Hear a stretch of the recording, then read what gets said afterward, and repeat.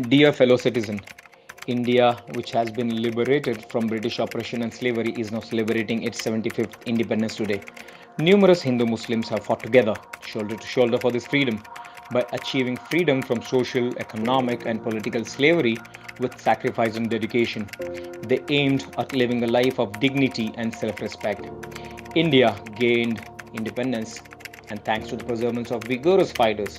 But as we celebrate the Diamond Jubilee of Independence, reflecting on whether we still have the true freedom that our ancestors saw on this occasion might give us a new dimension to our life ahead.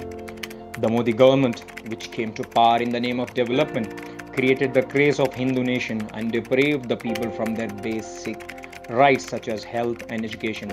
Series of mass killings targeting Muslims and Dalits have alarmed lenient India. Those who voice for justice are imprisoned under the draconian laws. Constitutional bodies have weakened and have become puppets of the ruling party. An attempt to snatch the rights to education of the oppressed classes is being carried out through the new education policy. Propaganda of denying citizenship to citizens through NRC or CAA is in effect. Farmers' land is being snatched away using dark agriculture laws. The constant price hikes of petrol, diesel, gas, and essential commodity are becoming fatal to the people's rights to live. Serious criminal cases are being withdrawn for political interest.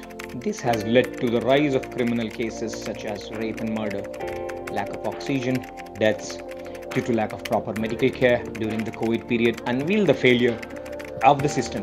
The government acted like a liability instead of serving the people. All this can be expected only from an administration that has adopted a fascist dictatorship. The British oppressed the people by enforcing dark laws, high tax policies. They invaded the Indian territory and plundered its land and minerals. A movement was organized to fight against the British injustices and illegal activities. But even today, the situation is no different. The neo-imperialist, corporate and Hindutva fascist forces have joined hands together and are steeped in the evil act of enslaving the people and snatching the country's precious wealth for their economic and political gain.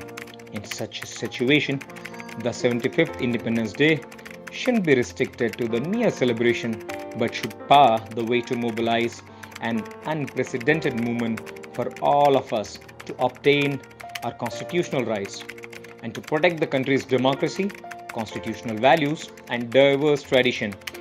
Instead of reading and celebrating the history of India's independence, let us all, as Indians, take inspiration from it and resolve to make the future generation hope for a life of freedom, dignity, and goodwill.